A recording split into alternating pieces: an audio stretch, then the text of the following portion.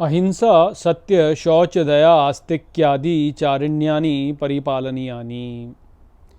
नमस्कार मित्रों, ये जो सूत्र है ये नारद भक्ति सूत्रों का 78वां सूत्र है जिसे हम आज गहराई से समझेंगे। तो आइए सबसे पहले इसके अर्थ को समझते हैं। तो जो सूत्र कहता है अहिंसा सत्य शौच दया आस्तिक्यादि, अर्थात अहिंसा सत्य शौच दया आस्तिकता आदि चारिण्यानि परिपालनीयानि, अर्थात आचरणों का सभी प्रकार से पालन करना चाहिए।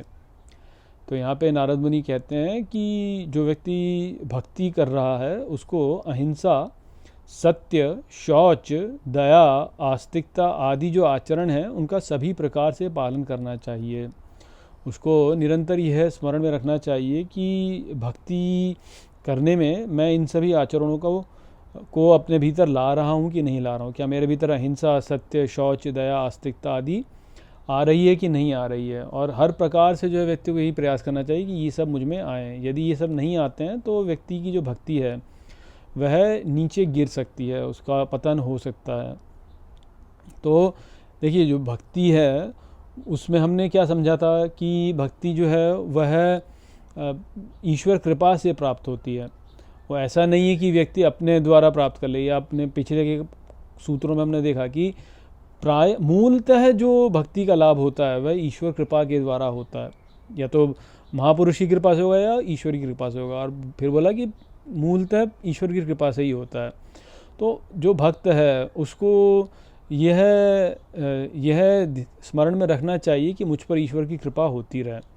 और ईश्वर की कृपा होने के लिए जो है अपने आचरण पर जो है नियंत्रण रखना बहुत ही अनिवार्य है, क्योंकि यदि हम वो नहीं करेंगे तो हमारे पर ईश्वर कृपा नहीं होगी। तो यदि हम हिंसा करने लगते हैं बिना किसी कारण से, किसी दूसरे को अन्य को जो है हम दुख देने लगते हैं और उसका भला ना सोचकर जो है उसका बुरा सोचने लगते हैं कि अच्छा ये इसके साथ ऐसा हो जाए, इसके साथ वैसा हो जाए, तो निश्चित ही फिर ईश्वर कृपा हम पर थोड़ी ना रहेगी। क्योंकि हमने तो फिर ईश्वर के प्रति एक अनुचित शक्ति है उसको प्रक्षेपित कर दिया। सब कुछ तो ईश्वर स्वरूप ही है ना यहाँ पर। और यदि हम किसी के प्रति हिंसा करते हैं, हम उसको कष्ट देना चाहते हैं, बिना किसी कारण ही कष्ट देना चाहते हैं, तो हम वास्तव में ईश्वर को बिना किसी कारण कष्ट दे रहे हैं। तो ऐसा यदि हम करेंगे तो हम पर ईश्वर कृपा तो होगी नहीं।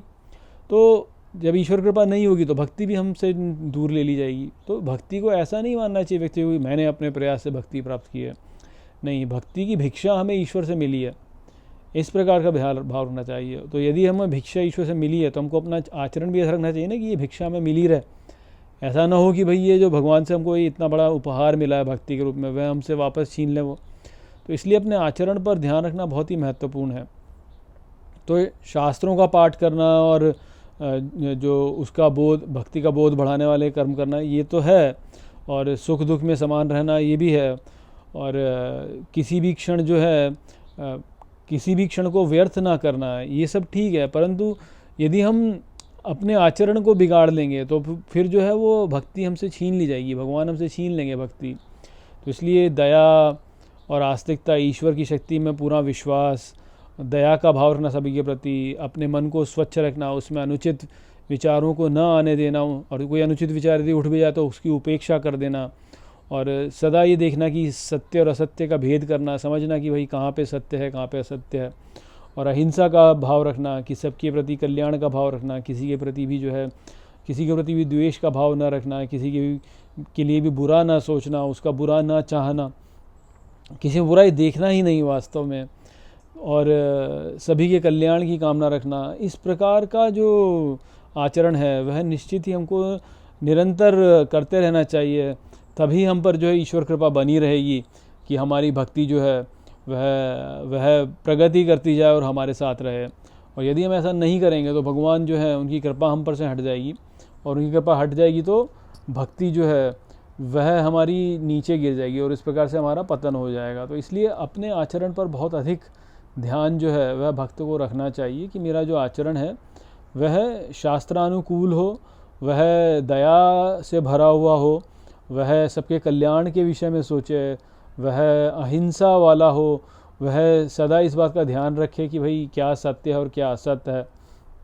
और जो कि जो है आस्तिकता में भरा रहे, जिसमें जो है जिसका कि जो आचरण हो वो आस्तिकता के अनुकूल हो, कि भाई व्यक्ति में ईश्वर पर विश्वास है, कि ईश्वर हैं और ईश्वर जो है वो मेरा कल्याण करेंगे, इस प्रकार का भाव जो है उसमें सदा रहे और उसका आचरण उसी प्रकार से हो। तो वो संदेश था यहाँ पर इस सूत्र में। आशा करता हूँ कि मैंने इस सूत्र को आपको अच्छे से समझा दिया होगा। चलिए इसी के साथ इस वीडियो को यहीं पे समाप्त करते हैं। नमस्ते।